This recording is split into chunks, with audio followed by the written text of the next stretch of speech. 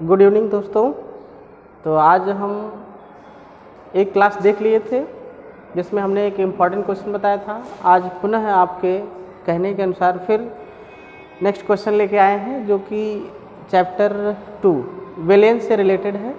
और देखें ये प्रश्न आपको क्या दिखाया है, लिखा है कि 114 ग्राम ऑक्टेन में किसी अवाष्पशील विलेय का मोलर द्रव्यमान 40 ग्राम प्रति मोल की कितनी मात्रा घोली जाए कि ऑक्टेन का वाष्प दाब घटकर मोल का 80% रह जाए।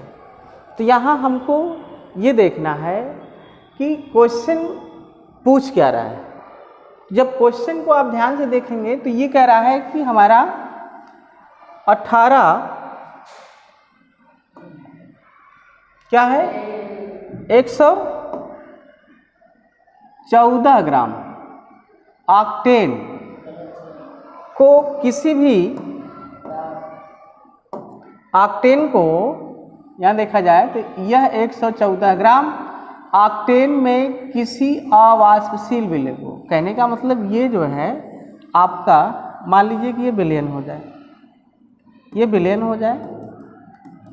इस विलयन में क्या घोलना है? अवाष्पशील, कोई ऐसा पदार्थ घोलना है जो अवाष्पशील हो, जिसका मोलर द्रव्यमान आपको दिया गया है। क्या दिया गया है?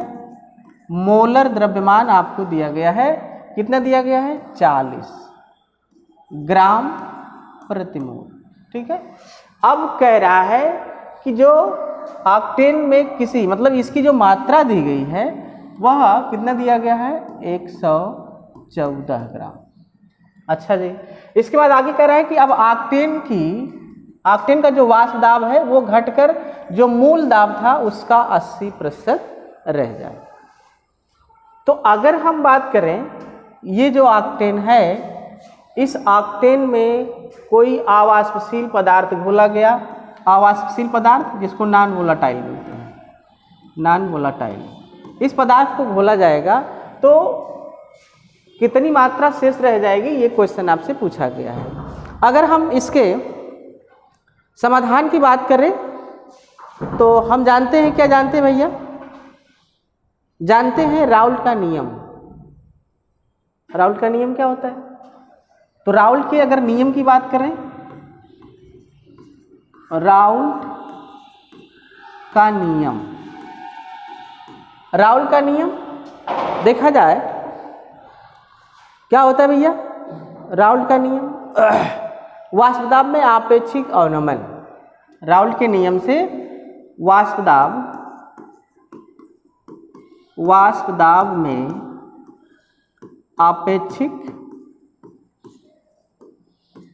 आपेक्षिक अवनमन क्या होता है? देखा जाए तो P0 A minus PS upon P0 A, इसको हम P0 A भी बोल सकते हैं या P0 A भी बोल सकते हैं। ये इक्वल टू किसके होता है? XB के। अब अगर हम XB की बात करें तो विलेय के मोलों की संख्या, किसकी मोलों की संख्या? विलेय के मोलों की संख्या। विलेय के मोलों की संख्या बराबर होता है क्या? ये बराबर हो जाएगा WB अपान MB बटा WB upon MB plus WA upon MA। अब अगर हम XB को ये मान रहे हैं तो इसको उठा करके यहाँ रख दिया जाए। चलिए भैया रख दिया जाए। तो जब आप रखोगे तो क्या हो जाएगा? ये हो जाएगा P0A minus PS upon P0A equal to क्या हो जाएगा? WB अपान एम बी, फिर upon W B upon M B plus W A upon M A. ठीक है, ये फार्मूला हो गया। अब अगर हम मान लें, क्या मान लें भाई, यदि जो वाष्पदाब है P naught A equal to क्या मान लें 1 ATM, फिर पी एस इक्वल टू 80%, क्या दिया है क्वेश्चन में? क्वेश्चन में आप देखिए तो 80% यहाँ दिया है। देखिए क्वेश्चन क्या लिखा है, 80% रह जाएगी। तो 80% का मतलब 100 भाग में 80% निकालेंगे तो मतलब 0.8, क्या होगा 0.8 यानी 0.8 ATM। ठीक है, 0.8 ATM। और क्या दिया है भैया, WB ये ज्ञात करना है, और इसका मोलर द्रव्यमान दिया गया है। क्या दिया गया है, मोलर द्रव्यमान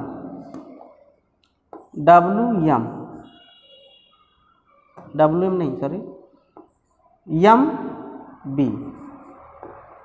इसका मान दिया कितना 40। कितना दिया है 40। अच्छा जी, और क्या दिया है, और देखिए आपको दिया है WA कितना ग्राम है, ऑक्टेन 118 114 है 114। और ऑक्टेन का मोलर द्रव्यमान निकालेंगे, तो ऑक्टेन का जब मोलर द्रव्यमान निकालेंगे MA बराबर क्या हो जाएगा, ऑक्टेन का फार्मूला क्या होता है C8H18, इसका मोलर द्रव्यमान हो जाएगा, निकाल लीजिए। 12 होता है किसना, कार्बन का, गुणा कितना करेंगे 8 प्लस हाइड्रोजन का 1 गुणा 16, कितना हो जाएगा टोटल, कितना हो जाएगा MA इक्वल टू 114 ये हो जाएगा। अब ये जितनी वैल्यू आपको दिया गया है सब उठा करके फार्मूले में रख दीजिए। चलिए रख दिया जाए भैया। तो फार्मूला आपको पता है क्या होता है, P0A minus PS upon P0A equal to क्या है WB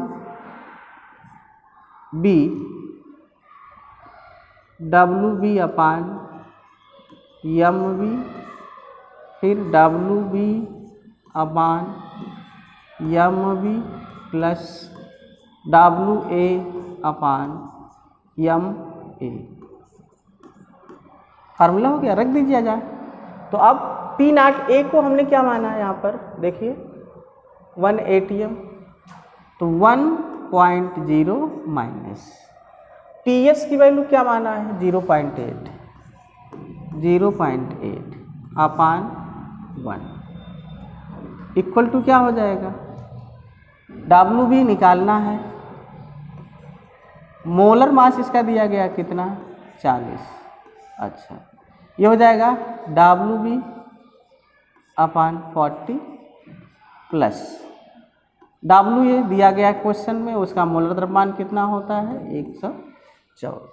ठीक है, अच्छा ये दोनों कट जाएगा, यहाँ पर कितना हो जाएगा वैल्यू 1 हो जाएगी। तो अब क्या लिखेंगे, इसको घटाने पर आ जाएगा यहाँ पर 0.2 बराबर इसको क्या लिखेंगे WB अपान 40 फिर अपान WB अपान 40 प्लस 1। ठीक है, अब इसका एलसीएम ले लेंगे तो क्या हो जाएगा 0.2 इक्वल टू WB अपान 40, ये हो जाएगा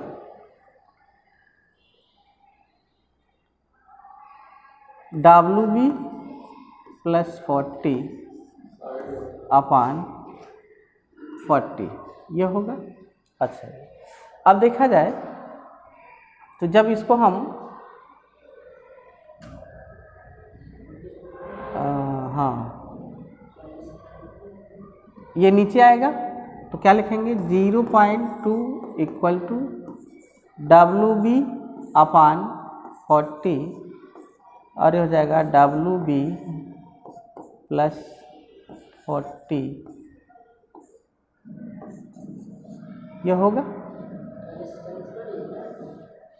तो अब इसको हम देखें तो यहाँ पर ये कट जाएगा,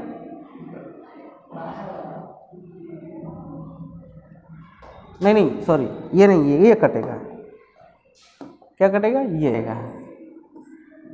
ठीक, अच्छा जी। अब क्या होगा? अब अगर देखा जाए तो हम इसको क्या लिखेंगे? 0.2 equal to WB upon WB plus 40, इसका इसमें गुणा कर दीजिए। तो जब गुणा करेंगे तो ये हो जाएगा 0.2 multiplied WB plus 40 equal to क्या हो जाएगा? WB। ठीक है भाई। अच्छा जी, थोड़ा सा और ऊपर लेके चलते हैं। अच्छा, इसका गुणा करेंगे तो ये हो जाएगा 0.WB plus 8.0 equal to WB। अच्छा, अब ये WB और यहाँ 0.2 WB घटा दीजिए या तो उसको उधर कर दीजिए, तो क्या हो जाएगा? WB minus 0.2 WB equal to 8।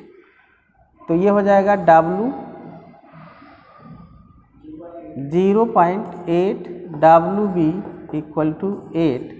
तो WB का मान जब निकालोगे तो ये हो जाएगा 8 अपान 0.8। तो भाग कर देंगे, कितना आ जाएगा? 10। ठीक, तो इस तरीके से हमने देखा कि WB की यानी जो ऑक्टेन अवाष्पशील पदार्थ है उसको जब घोला गया तो इतनी मात्रा हमारी क्या होगी? शेष रह जाएगी। ठीक है, तो आई होप आपको समझ में आया होगा। एक बार पुनः देख लीजिए सब क्वेश्चन।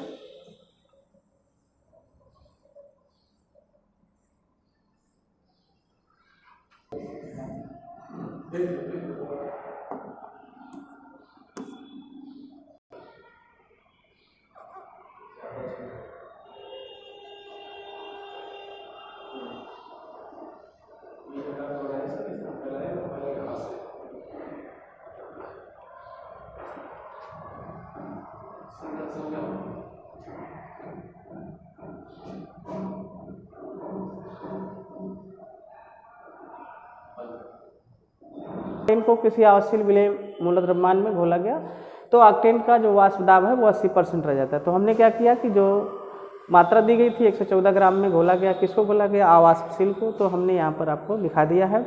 अब इसके बाद यहाँ पर राउल्ट के नियम का वाष्प दाब आपेक्षिक अनुमान का फार्मूला रख दिया। फार्मूले में हमने XB की वैल्यू रख दिया। उसके बाद जो वाष्प दाब था शुरुआती दौर का उसको हमने 1 ATM मान लिया, 80% रह गया, वो PS का मान हो गया। हमने इसको सॉल्व किया तो हमारा जो वैल्यू आता है सॉल्व करने के बाद, देखिए 0 कितना आता है वैल्यू? 10 ग्राम आता है। कितना आता है? 10 ग्राम आता है। तो आई होप आपको समझ में आ गया होगा। ठीक है, आज के लिए इतना ही। धन्यवाद।